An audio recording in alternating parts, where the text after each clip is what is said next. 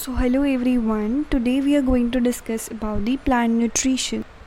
So plant को growth करने के लिए कुछ न्यूट्रिशंस की ज़रूरत होती है. न्यूट्रिशन दो टाइप के होते हैं, मैक्रो न्यूट्रिएंट्स और माइक्रो न्यूट्रिएंट्स. मैक्रो न्यूट्रिएंट्स का मतलब है कि जो प्लांट को बहुत ज़्यादा अमाउंट में चाहिए, जैसे कि carbon, nitrogen, oxygen, phosphorus, sulphur, calcium, magnesium. तो ये प्लांट को बहुत ज़्यादा अमाउंट में चाहिए होता है. और जो माइक्रो न्यूट्रिएंट्स होते हैं वो काफ़ी कम अमाउंट में चाहिए होते हैं, वेरी ट्रेस अमाउंट्स में उसको प्लांट को चाहिए होता है. और माइक्रो के अंदर क्या आ जाएगा, आपके iron, manganese, copper, molybdenum, zinc, chlorine, निकल, बोरोन, ये सारे क्या हो गए, आपके माइक्रो न्यूट्रिएंट्स हो गए. अब न्यूट्रिएंट्स के साथ साथ हम देखेंगे कि उनका फंक्शन क्या होता है. तो अगर हम बात करें सबसे पहले नाइट्रोजन के बारे में, तो नाइट्रोजन जो होता है वो किस फॉर्म में होता है, as NO3 negative, NO2 negative और NH4 पॉजिटिव. सो अमोनिया की फॉर्म में हो सकता है नाइट्रोजन प्लांट के अंदर प्रेजेंट. नाइट्रोजन क्या करता है, कहाँ पे प्रेजेंट होता है, मेरिस्टेमेटिक टिश्यूज़ में और मेटाबॉलिकली एक्टिव सेल्स के अंदर. और वो क्या करता है, प्रोटीन का मेजर पार्ट होता है. न्यूक्लिक एसिड में नाइट्रोजन होता है, विटामिन्स, हार्मोन्स. तो इट इज़ वेरी बेसिक कि आपको प्रोटीन का स्ट्रक्चर मालूम है, न्यूक्लिक एसिड का स्ट्रक्चर मालूम है, तो उसमें क्या होता है कि नाइट्रोजन होता है. तो प्लांट को इसीलिए नाइट्रोजन चाहिए. अगर हम फॉस्फोरस की बात करते हैं तो वो क्या होता है, it's a part of cell membrane का ही पार्ट होता है. कुछ प्रोटीन्स होते हैं, कुछ ऐसे न्यूक्लिक एसिड होते हैं which needs to be phosphorylation reaction उनको चाहिए होता है एक्टिवेशन के लिए. फॉस्फोराइलेशन क्या होता है, एक्टिवेशन के लिए होता है. अगर कोई भी इनएक्टिव प्रोटीन है या कोई भी इनएक्टिव मॉलिक्यूल है, अगर आप उसके ऊपर फॉस्फेट ऐड करा देते हो तो वो क्या हो जाता है, इनएक्टिव से एक्टिव हो जाता है. नेक्स्ट है पोटेशियम. पोटेशियम जो होता है वो क्या करता है, अनायन कटायन बैलेंस को मेंटेन करके रखता है और प्रोटीन सिंथेसिस में इन्वॉल्व होता है. और जो आपके स्टोमेटा की ओपनिंग और क्लोजिंग है उसको कंट्रोल करता है और एंजाइम्स को एक्टिवेट करता है और प्लांट के अंदर मेंटेन करता है प्लांट सेल्स की टर्जिडिटी को. अब जो कैल्शियम होता है, कैल्शियम जो होता है वो मेरिस्टेमेटिक सेल्स में और टिश्यूज़ में, जो डिफरेंशिएटेड टिश्यूज़ है वहाँ पर आपको मिलता है. और ये किस लिए काम आता है, use in the cell wall की सिंथेसिस में. इसको जब माइटोटिक स्पिंडल बन रहा होता है वहाँ पे भी आपको कैल्शियम की ज़रूरत पड़ती है. और मेटाबॉलिक एक्टिविटी को रेगुलेट करता है. जो ओल्डर लीव्स होती है ना, वहाँ पर कैल्शियम जो होता है वो ज़्यादा अक्यूमुलेट हो जाता है, काफ़ी ज़्यादा अमाउंट में होता है.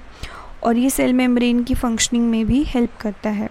जो मैग्नीशियम होता है, मैग्नीशियम क्या करता है, रेस्पिरेशन के जो एंजाइम्स है उसको एक्टिवेट करेगा, जो फोटोसिंथेसिस के एंजाइम है उसको एक्टिवेट करेगा और DNA और RNA की सिंथेसिस में हेल्प करेगा. और जो आपका रिंग स्ट्रक्चर होता है, क्लोरोफिल का जो स्ट्रक्चर होता है विच इज़ अ पोरफायरिन, तो वहाँ पे सेंटर में मैग्नीशियम प्रेजेंट होता है. और मैग्नीशियम क्या करता है कि ये राइबोसोम के स्ट्रक्चर को मेंटेन करता है. जो सल्फ़र है, सल्फ़र कहाँ पे प्रेजेंट होता है, अमाइनो एसिड के अंदर, सिस्टीन, मिथ्योनिन के अंदर प्रेजेंट होता है उनके स्ट्रक्चर में. एंड वो एक पार्ट है किसका, कोएंजाइम्स का, विटामिन्स का, फेरोडॉक्सिन्स का. फेरोडॉक्सिन क्या होता है, आपके इलेक्ट्रॉन ट्रांसपोर्ट चेन में होती है फेरोडॉक्सिन. अब जो आयरन होता है, आयरन किस में इन्वॉल्व है, आपकी इलेक्ट्रॉन ट्रांसपोर्ट चेन में. और इलेक्ट्रॉन ट्रांसपोर्ट चेन किस लिए इम्पॉर्टेंट होती है, क्योंकि यहाँ से ATP जनरेट होती है. तो जो इलेक्ट्रॉन ट्रांसपोर्ट चेन है वहाँ पर फेरोडॉक्सिन होता है, साइटोक्रोम्स होते हैं, एक्टिवेट द कैटालेज एंजाइम. अभी जो आयरन है वो क्या करता है, कैटालेज एंजाइम को एक्टिवेट करता है और क्लोरोफिल का फॉर्मेशन कराता है. जो मैग्नीज होता है, मैग्नीज क्या करता है, वाटर की स्प्लिटिंग में हेल्प करता है. और फोटोसिंथेसिस में क्या होता है कि दो टाइप की आपकी फोटोसिंथेसिस होती है. एक तो होती है आपकी लाइक दो फेजेस होते हैं, लाइट रिएक्शन और डार्क रिएक्शन. तो जो लाइट रिएक्शन में जो फॉस्फोराइलेशन, ये हम पहले कर चुके हैं डिटेल में. अगर आपने वीडियो नहीं देखी है तो आपको लिंक डिस्क्रिप्शन में मिल जाएगा. तो वहाँ पे हमने देखा था कि जो लाइट रिएक्शन है उससे जो एटीपी और बनेगी वो आपकी डार्क रिएक्शन में यूज़ होगी। ऑलराइट, सो ये क्या करता है, जो मैंगनीज़ है वो क्या करता है, वाटर की स्प्लिटिंग में हेल्प करता है। हमने देखा था कि जो इलेक्ट्रॉन्स थे लाइट रिएक्शन में वो कहाँ से आ रहे थे, वाटर के प्रोटोलिसिस से आ रहे थे। सो उसके लिए क्या ज़रूरी है, मैग्नीज़ ज़रूरी है। जिंक की अगर हम बात करें तो जिंक जो है वो एक्टिवेट करता है कार्बोजाइलेसिस को and it is needed for making the oxygen. जो कॉपर होता है, कॉपर क्या करता है, ये किसको मेंटेन करता है, overall metabolism in plants and it is also involve in the redox reaction. जो आपका बोरोन है, बोरोन क्या करता है, it helps in the uptake of calcium and utilization, calcium का यूटिलाइजेशन और उसके अपटेक में हेल्प करेगा, मेम्ब्रेन फंक्शन, पॉलन जर्मिनेशन में हेल्प करेगा, cell elongation, cell differentiation, carbohydrate translocation में हेल्प करेगा। अब जो मॉलिबेडनम होता है, it's a part of nitrogenase and nitrate reductase. और जो क्लोरीन होता है, क्लोरीन क्या करता है, हेल्प करता है to determine the solute concentration, anionic concentration balance, water splitting reaction. अब जो वाटर स्प्लिटिंग रिएक्शन होती है तो क्या रिलीज़ होगा, ऑक्सीजन रिलीज़ होगा। सो हमने ये डिफरेंट न्यूट्रिएंट्स के बारे में देखा कि जो प्लांट न्यूट्रिएंट्स होते हैं वो कैसे हेल्प करते हैं प्लांट में, किस लिए इम्पॉर्टेंट होते हैं। अब अगर इन न्यूट्रिएंट्स की डेफिशिएंसी हो जाती है तो प्लांट्स के अंदर कुछ डिजीज़ेस भी कॉज हो सकती है। जैसे अगर मैं आपको बताऊं तो एक डिज़ीज़ होती है which is known as the chlorosis. Chlorosis में क्या होता है, क्लोरोसिस एक ऐसी डिज़ीज़ होती है प्लांट के अंदर जहाँ पर क्या होता है, there is loss of chlorophyll. Chlorophyll का क्या हो जाता है, लॉस हो जाता है।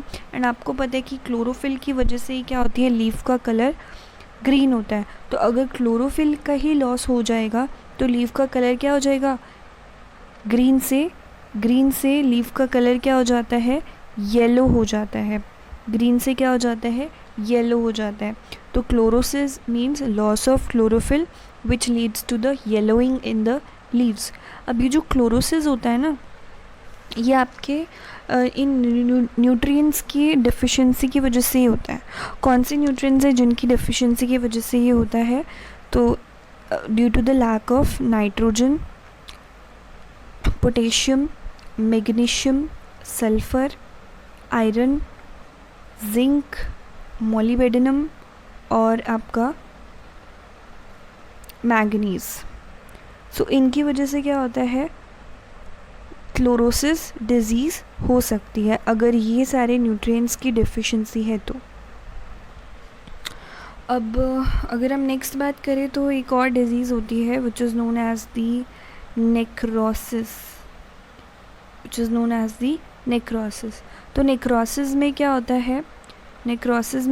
है, there is death of leaf tissues. Okay, तो क्या हो जाता है, लीफ के जो टिश्यूज़ होते हैं उनकी डेथ हो जाती है। तो ये किस वजह से होता है, due to the deficiency of calcium, magnesium, copper और पोटेशियम। इनकी डेफिशिएंसी की वजह से नेक्रोसिस हो सकता है।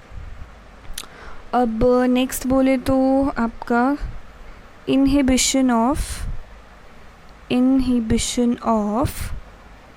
Cell division. तो न्यूट्रिएंट्स की कमी की वजह से, डेफिशिएंसी की वजह से इनहिबिशन हो सकता है सेल डिवीज़न का। सेल डिवीज़न नहीं होगी प्लांट के अंदर, और ऐसा कब होगा, due to the lack of nitrogen, potassium, sulphur, molybdenum. Okay, so next जो होता है वो आपका होता है डेफिशिएंसी की वजह से क्या हो सकता है, स्टंटेड प्लांट ग्रोथ, यानी कि इम्प्रॉपर प्लांट ग्रोथ। अच्छे से अगर न्यूट्रिएंट्स की कमी होती है, कॉपर और सल्फ़र की कमी होती है, तो उससे क्या हो सकता है कि प्लांट की जो ग्रोथ है वो स्टंटेड होगी, अच्छे से नहीं होगी।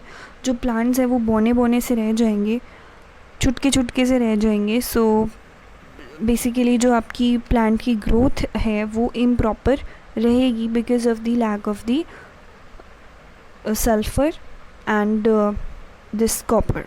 Okay,